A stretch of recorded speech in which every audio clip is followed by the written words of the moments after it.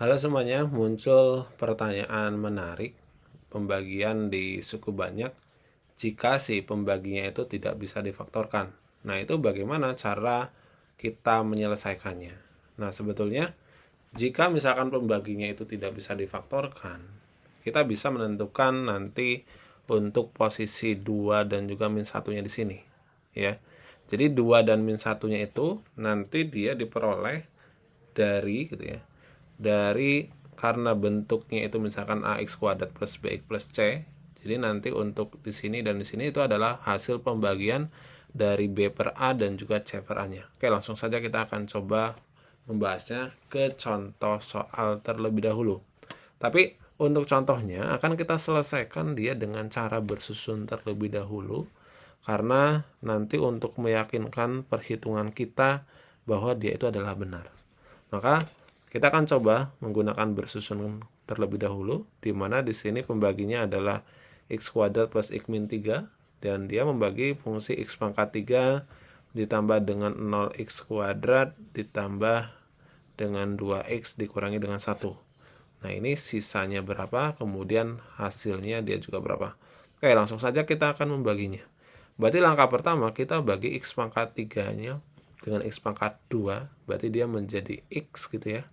Kemudian kita kalikan dia menjadi x pangkat 3 ditambah dengan x kuadrat dikurangi dengan 3x. Kemudian kita operasikan dia pengurangan, sehingga untuk x pangkat 3-nya dia menjadi 0 gitu ya.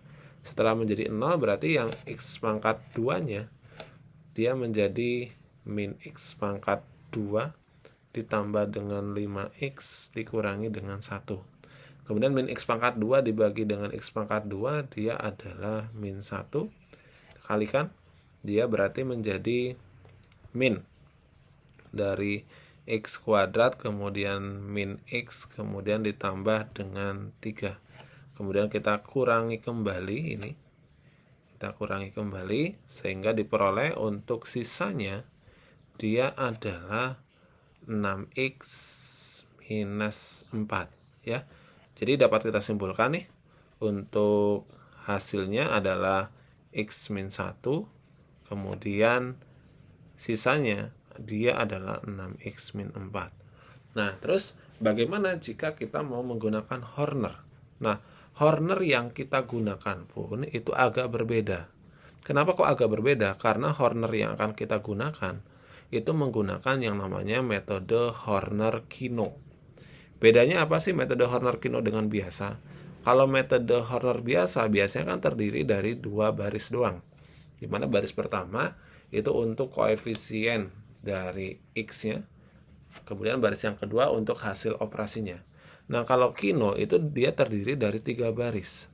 Di mana baris pertama dia adalah untuk koefisien dari x-nya, yaitu 1, kemudian 0, kemudian 2, dan min 1. Dan yang membedakan juga itu adalah baris dan kolom yang kosongnya. Kalau kita perhatikan di Horner biasa, itu cuma ada 1 baris yang dia itu kosong. Kalau di sini itu ada 4 tempat yang dia itu kosong. Pertama di sini, kemudian 2, kemudian 3, dan terakhir di pojok sini gitu ya. Nah, kemudian permasalahan kita adalah bagaimana cara kita mencari nilai yang akan mengisi di sini. Nah, nilai yang ada di sini itu diperoleh dari, karena pembagi kita itu bentuknya adalah ax kuadrat ditambah dengan bx plus c, kayak gitu ya. Nanti misalkan di sini adalah x1-nya dan di sini adalah x2-nya. Nah, x1 itu kita peroleh, jadi x1-nya itu kita peroleh dari min c per a gitu ya. Jadi c-nya kita bagi dengan a kemudian dinegatifkan. Sedangkan untuk nilai dari x2-nya kita peroleh dari min b per a gitu ya. x2 yang di sini ya, kita notasikan dia dengan x1 dan juga x2.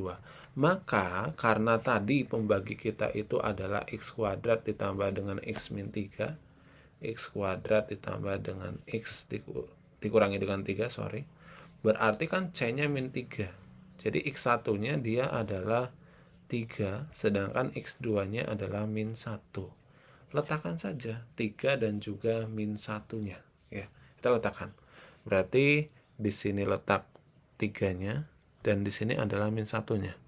Apakah boleh 3 dan min 1 ini ditukar? Tidak boleh ya. Jadi posisinya harus yang bawah itu, yang X2 itu adalah hasil pembagian B dibagi dengan A-nya kemudian dinegatifkan. Nah, setelah itu adalah kita turunkan satunya seperti biasa. Satunya kita turunkan. Nah, ini. Coba perhatikan cara mengalihkannya. Jadi ini satunya dikalikan dengan dua-duanya. Jadi 1 dikalikan dengan min 1 itu adalah min 1. Setelah itu min 1 dikalikan dengan 3. Kemudian satunya dia juga dikalikan dengan 3. Berarti dia adalah 3. Jadi satunya dikalikan dengan 2 nilai X di sini, kemudian hasilnya tuliskan di min 1 dan juga 3-nya. Kemudian setelah satunya telah selesai, kita jumlahkan. 0 ditambah dengan min 1, dia menjadi min 1. Nah, min 1-nya dia juga dikalikan dengan 2 kali, dengan X1 dan juga X2. Jadi min 1 dikalikan dengan min 1, itu menjadi 1. Kemudian min 1 dikalikan dengan 3, itu dia menjadi min 3. Sehingga kita tinggal operasikan penjumlahan. Ini menjadi 6, dan min 1 min 3 dia menjadi min 4. Nah, karena di sini itu X-nya ada 2, maka untuk sisanya itu adalah 2 kolom terakhir. Sedangkan untuk 2 kolom sisanya dia adalah hasilnya, di mana itu merupakan koefisien dari hasil bagi dan juga sisa pembagian. Maka dapat kita simpulkan bahwa hasil baginya itu adalah X min 1, kemudian untuk sisa pembagiannya itu adalah 6X min 4. Nah, kalau kita bandingkan dengan hasil tadi, itu sama ketemunya. Sisanya adalah 6X min 4, kemudian hasilnya adalah X min 1. Nah, itu adalah cara menentukan sisa pembagian dan juga hasil pembagian dengan metode Horner-Kino. Nah, kenapa kok tidak menggunakan cara yang tadi, cara yang sudah kita bahas di video sebelumnya? Nah, cara ini bisa yaitu ketika si pembaginya itu dapat difaktorkan. Sebetulnya, ibaratkan dia juga bisa difaktorkan, kita juga bisa menggunakan Horner-Kino kembali. Pasti jawabannya akan sama gitu ya. Kita akan coba buktikan. Kalau tadi di langkah yang pertama, kita dengan menggunakan metode Horner, kemudian sekarang kita akan coba menyelesaikannya dengan Horner-Kino untuk kasus di video sebelumnya. Ini ya. Kan kalau ini kan satu-satu terlebih dahulu. Ketika X-nya dia sama dengan 2 dan ketika X-nya dia sama dengan min 1. Tapi yang perlu kita perhatikan dia si pembaginya berapa? Oh, si pembaginya adalah X kuadrat min X min 2. Jadi dia pembaginya adalah X kuadrat min X min 2. Ya. Maka karena tadi ada X1 dan juga X2, di mana X1 itu dari min C per A, jadi dia adalah 2, sedangkan X2-nya dia dari min B per A itu adalah 1, gitu ya. Nah, X1 dan X2. Kemudian kita akan membuat kolom kembali yang terdiri dari 3 baris gitu ya. Yang terdiri dari 3 baris, kemudian koefisien dari suku yang akan kita baginya itu adalah 1, 0, kemudian 3, 0 dan juga 1.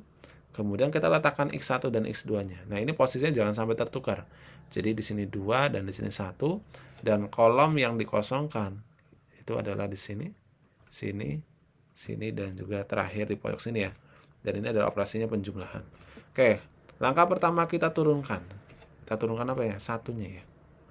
Satu yang kita turunkan, ini dikalikan 1 kali 1 adalah 1, kemudian 1 dikalikan dengan 2, itu dia menjadi 2. Setelah itu ini jumlahin jadi 1, kalikan. Jadi 1 dikalikan dengan 1 itu menjadi 1, kemudian 1 dikalikan dengan 2 itu menjadi 2. Kemudian 3 tambah 2 tambah 1 itu adalah 6. Kemudian seperti biasa, 6 kali 1 itu menjadi 6, kemudian 6 kali 2 itu menjadi 12.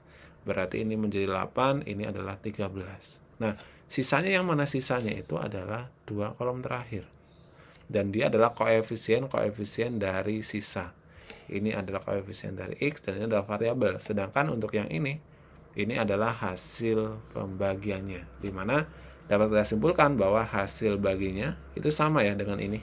Kalau kita perhatikan, dia adalah X kuadrat ditambah dengan X ditambah dengan 6. Kemudian untuk sisanya, dia adalah 8X plus 13. Dan sisanya dia juga sama, yaitu 8X ditambah dengan 13. Oke teman-teman, itulah pembahasan kita terkait dengan metode Horner-Kino. Semoga video penjelasan ini bermanfaat. Silakan jika ada pertanyaan, bisa teman-teman tuliskan di kolom komentar, dan terima kasih.